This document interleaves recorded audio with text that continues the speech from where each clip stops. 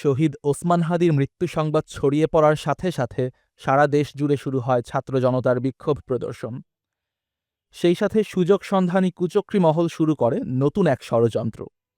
একদিকে জুলাইয়ের অগ্রনায়কদের নেতৃত্বে শাহবাগ এলাকায় জড়ো হয় বিক্ষুব্ধ জনতা, অন্যদিকে কারওয়ান বাজারে দেশের শীর্ষস্থানীয় দুটো মিডিয়া অফিস ভাঙচুর করে আগুন ধরিয়ে দেয় অজ্ঞাত পরিচয় কিছু লোক। তবে ঘটনা ভিন্ন দিকে মোড় নেয় পরদিন সন্ধে নাগাদ। খুব প্রত্যাশিতভাবেই এসব সহিংসতার ঘটনার তিলকে তাল বানিয়ে নিজেদের প্রোপাগান্ডা মেশিন অ্যাক্টিভেট করেছিল পলাতক খুনি ফ্যাসিস্টের দল। নিষিদ্ধ সংগঠন ছাত্রলীগের সাবেক কেন্দ্রীয় সাধারণ সম্পাদক এস.এম. জাকির হোসেন তার ফেসবুক প্রোফাইলে সহিংসতা ও ভাঙচুরের একটি অর্ধসত্য অর্ধমিথ্যা তালিকা পোস্ট করে। সেই পোস্টটি আবার কপি করা হয়েছিল জয়দেব নন্দী নামে নিষিদ্ধ সংগঠন ছাত্রলীগের আরেক নেতার প্রোফাইল থেকে। সেদিন সকাল 9:45 করা ফেসবুক পোস্টে এই তালিকাটি দেখা গিয়েছিল।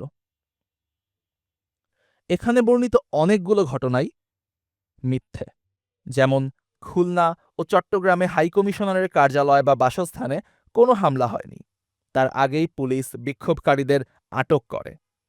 ইন্দিরা গান্ধী কালচারাল সেন্টারে হামলার যে ঘটনার কথা বলা হচ্ছে তা ঘটেছিল গত বছর অগাস্ট মাসে হাসিনা ভারতে পালিয়ে যাওয়ার পর, গতকাল নয়। উত্তরায় ৩২টি দোকানে কথিত হামলার কোনো ঘটনা আদতে ঘটেনি। রাজশাহীতে ডেইলি স্টার বা প্রথম আলো কার্যালয়ে কোনো রকম হামলা হয়নি। নিষিদ্ধ সংগঠন ছাত্রলীগের এক নেতার এ ধরনের প্রোপাগান্ডা চালানো তবু মেনে নেওয়া যায়। তবে আশ্চর্যের বিষয় হচ্ছে এই তালিকাটি হুবহু কপি করেন দীর্ঘদিন ধরে ইউরোপে বসবাস করা একজন অনুসন্ধানী সাংবাদিক। বিগত ফ্যাসিবাদের আমলে যার ভূমিকা প্রশংসিত হলেও অতি সম্প্রতি যার ব্যাপারে গোয়েন্দা সংস্থার দেশবিরোধী অংশের সাথে যোগসাজশের কানাঘুষা শোনা যায়।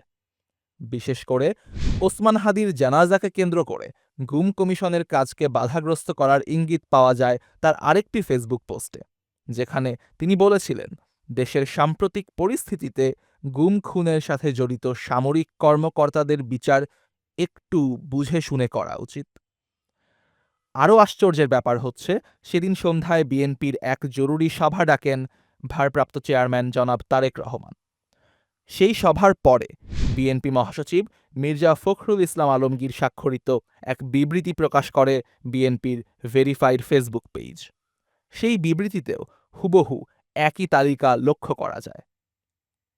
তালিকাটি যে হুবহু একই তার সবচেয়ে বড় প্রমাণ হল ৫ নম্বর পয়েন্টে ভুল বানানে কালচারাল শব্দটি লেখা এবং ১১ নম্বর পয়েন্টে নিউ এইজ বানানে ভুল করা। ৩টি পোস্টেই হুবহু একই রকম ভুল আমরা দেখতে পাই। অর্থাৎ নিষিদ্ধ সন্ত্রাসী সংগঠন ছাত্রলীগের কেন্দ্রীয় নেতার ছড়ানো প্রোপাগান্ডা হুবহু কপিপেস্ট করেন দেশের প্রখ্যাত একজন অনুসন্ধানী সাংবাদিক এবং দেশের সর্ববৃহৎ রাজনৈতিক দলের মহাসচিব। পরবর্তীতে অবশ্য সেই বিবৃতি সংশোধন করে তালিকাটি সরিয়ে ফেলে বিএনপি এবং অসাবধানতাবশত ভুলের কারণে দুঃখ প্রকাশ করে। কিন্তু প্রশ্ন থেকেই যায়, একটি দলের ভারপ্রাপ্ত চেয়ারম্যানের সভাপতিত্বে হওয়া মিটিংয়ের পর সেই দলের মহাসচিব স্বাক্ষরিত বিবৃতি, যেটি সংবাদ মাধ্যমে পাঠানো হয়েছে এবং ভেরিফাইড ফেসবুক পেজে প্রকাশ করা হয়েছে, সেটি কেমন করে অসাবধানতাবশত ভুল হয়? তার চেয়ে বড় প্রশ্ন হচ্ছে, অনুসন্ধানী সাংবাদিক হিসেবে সুনাম অর্জন করা প্রবাসী সেই ব্যক্তিই বা কেন নিষিদ্ধ সংগঠনের প্রোপাগান্ডার ফাঁদে পা দিলেন? তাহলে কি এই ৩টি পক্ষই একে অপরের সঙ্গে যোগাযোগ রক্ষা করছে, নাকি তাদের সংবাদ সংগ্রহের প্রাইমারি সোর্স আসলে একটিই? নাকি দেশের সবচেয়ে বড় রাজনৈতিক দল বিএনপির ভেতরে ঘাপটি মেরে বসে আছে দেশবিরোধী কোনো নিষিদ্ধ শক্তি?